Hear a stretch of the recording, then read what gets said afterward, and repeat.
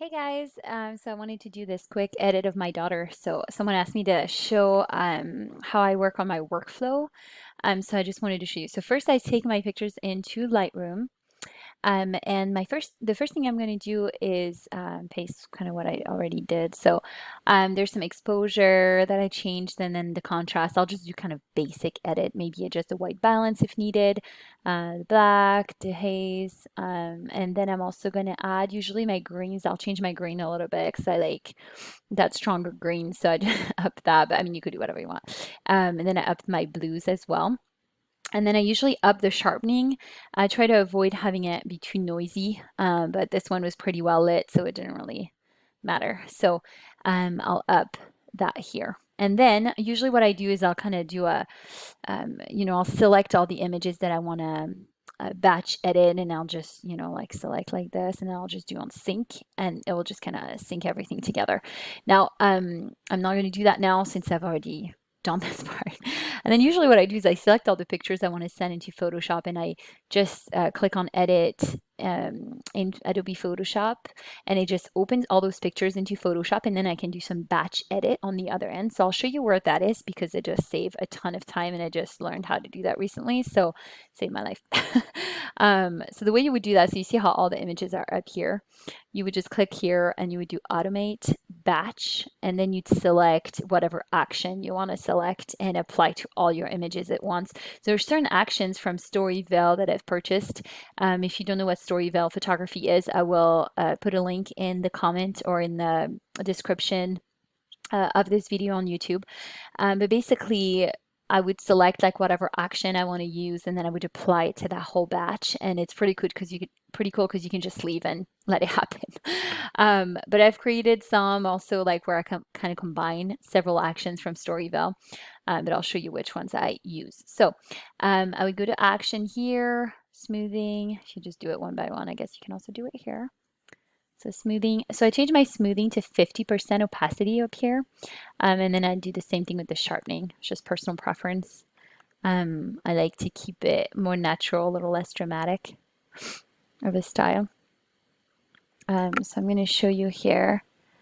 You see it already synced because I changed the actions a little bit. So you can actually modify the actions a little bit, like take out the pause and things like that if you want it to go faster, which helps when you're automating everything because it doesn't pause on each picture. So I did that. I modified the actions a little bit to my liking, and it automatically flattens my image as well.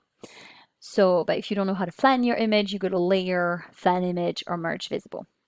Now, I'm going to go to Image Base. I'm going to apply that action to my picture here. Bam, beautiful. So in just one click, this picture just got completely, I don't know, popped. It's beautiful now. Okay, so I do change a few things on this section as well. So brighten up, I take it to 0. Contrast, I take it to 10 because as you saw in Lightroom, it's already at 15%. And here, darken edges is at 10% opacity. Color dazzle, I actually up that to 30% from, I think it's at 15% originally in your actions. And then I'll usually remove some of it. So I'll change the opacity up here to 30%. Take a soft brush here, make sure it's soft on the hardness, and then you want to make sure that it's on black here and that your layer mask is selected under color dazzle. And I usually just brush it off my subject here a little bit on her skin so it doesn't like have too much like poppy redness or anything. And then I'll flatten that image, and that's good for me.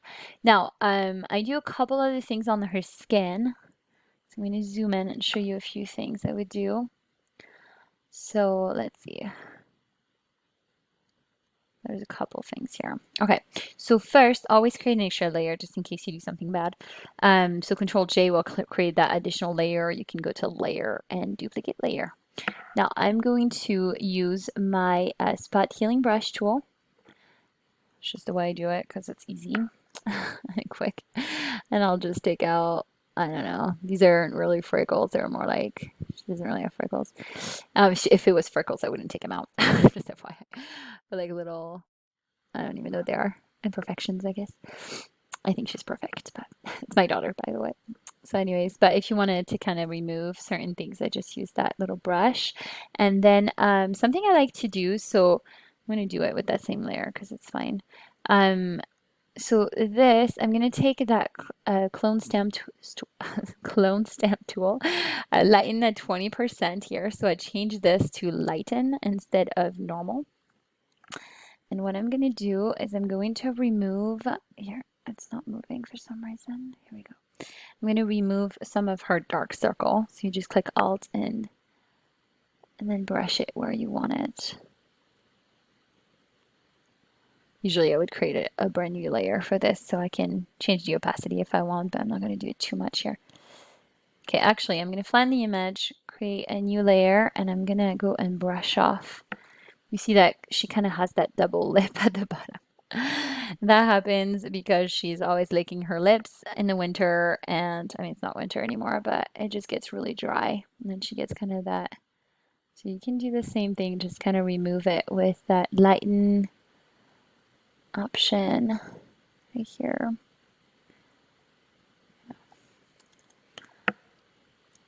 And that I would do usually if my even if my clients have like something that they might want removed like that, or dark circles or whatever. I usually do that. Okay, you don't need to do it too much in details considering after what I'm going to do, but it's already a lot better. See, bam. And then you could change the opacity if you want, but I'm just going to flatten this. I'm going to create another layer, and then I am going to go to, so this is a tool I bought. It's called Portraiture, and it helps with your skin. So I'm not super knowledgeable when it comes to portraiture. I just use it kind of quickly. Like if people have really red skin or something, I'll kind of adjust the color of their skin using these sliders here. But if it's not too bad, I'll usually just kind of select different pieces of her skin. So it changes the little pipe here and it just selects different spots and it helps like smooth up your skin. I'm going to do okay. But I always create a layer when I do that so that I can soften a little, like take it down a little bit. Like I feel like her skin's a little too soft. So sometimes it looks very natural. And I'm switching that to 60%. I don't know why it's not letting me. Here we go. And then I will also create a layer mask. Click on that little icon here.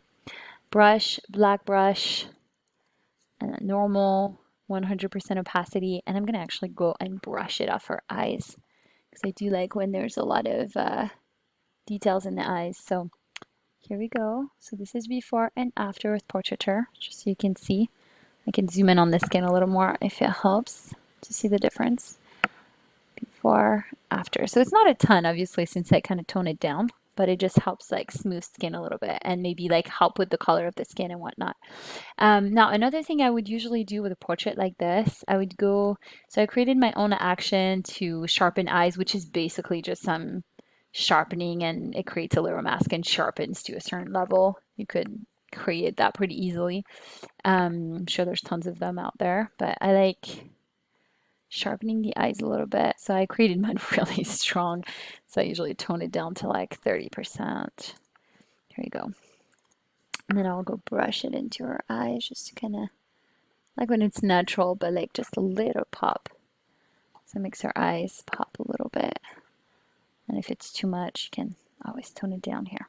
Okay, I'm going to do this. And then another thing I really like to use, so a lot of time with Storyville I like using Brighten Skin, especially because I shoot backlit a lot, and so it just kind of helps brighten the skin without taking without changing the coloring too much. It doesn't make it too white like if you just use the layer mask. I don't know how Heather did that. She's amazing. So I would change the opacity to 10%, and then I'd just go and brush it onto my subject here. And you can like click several times or up the opacity if you want it more. I know a lot of people use other things like dodge and burn or whatever, but I just kind of like adding a little bit of color, of light. Okay, so now I'm gonna save that, and I'm gonna show you real quick. So here, if you want to kind of make the picture a little more interesting, you could also add a light. I like, so this is the ultimate light pack from Heather, and I absolutely love these kind of orangey lights, like this one, this one, this one. These are like the 3-day I use the most. Sometimes this one as well. Just kind of depending on the context. But so here, I would probably just use this one. sure what I used on the rest of that. Just make it really big and just kind of up here just to add something. But I mean, you don't have to. It's just kind of if you want to add some light to your thing. And then you can lower the opacity a little bit if it's too strong. And something that Heather recommends is that you go to filter and you go to blur, Gaussian blur, and just go around 40, 45. That way, if you have some line that show up from your lights, like here you can see a little bit of a line, it'll just disappear. See before and after. Actually, the line was from me, but sometimes you see a little bit of a line. And then you can do Control T if you want to kind of move it around or expand it, change it, I don't know, make whatever you want. So I'll just add this a little bit of a light up here. And then what you can do is you can create a layer. Let's see, a layer mask on here. There you go. And black, and take out some of it from your subjects. Like here, I'm going to take it down a notch from her face. I don't want it on her face. And there you go. Okay, I could take it out from her hair too, but there we go. And fun. Okay, I also fixed her hair because she had a lot of frizzy hair. So you'll see that on the before and after, but I'm not going to include that in this video because it takes a while. Okay, the next thing I'm going to do is use the painterly action from Storyville, and it will give it kind of a smoother look. I don't like to have it too strong personally. I just kind of use it to soften my image a little bit, but that's just personal preference. Obviously, you can use it however you want. So I'm going to actually lower the opacity here to about 60%. And then from here, I usually get down to, so I'll take off 100%. So you see I have a black brush, I'm on the layer, opacity, and then normal, and it's a soft brush. So I'm going to paint it off her eyes at 100% just so I can keep that sharpness in her eyes. And then I usually brush it off everywhere else a little bit lower. So here I'm at 70%. And I'm going to take it off the rest of her face. You can also take it off like her hands. Side of their skin's also kind of nice. Sometimes it gets a little weirdly crooked with painterly, which is kind of what it's for. And then if you like, I don't know, the pattern on something, you can leave it. Like if I take it off, like on leaves or flowers or whatever, a lot of time I'll kind of brush it off on some of the flowers just to make them pop. That's it. And then I'm going to flatten this. And I'm going to save it, so Control S, and it's gonna, because I edited it from Lightroom, it's actually sending it right back into Lightroom. So then I can just do some slight adjustment again. So because I already have one that I edited, I'm gonna actually select it and apply the same changes. So I'm gonna sync it, because that way I will harmonize my edit. It looks a little bright to me. Actually, the other one looks a little bright to me. It could just be my monitor right now, but I'm going to tone that down a little bit. Here we go. Okay, so I'm just going to show you real quick the adjustment I did this time. So I just upped the haze here because I actually really like the kind of contrast that it brings, and also like made those few changes here. And sometime with Painterly, I kind of feel like I need to add some sharpening, so I did this time as well. It doesn't look too noisy to me, so I'll keep it this way. Sometime I'll add some, I'll up this to reduce the noise. But that's it. And then you just save it and I'll show you, hold on, I'll still show you the before and after. So this is the before, and this is my raw image, like the way it was. And then the after, before, and after. Here you go.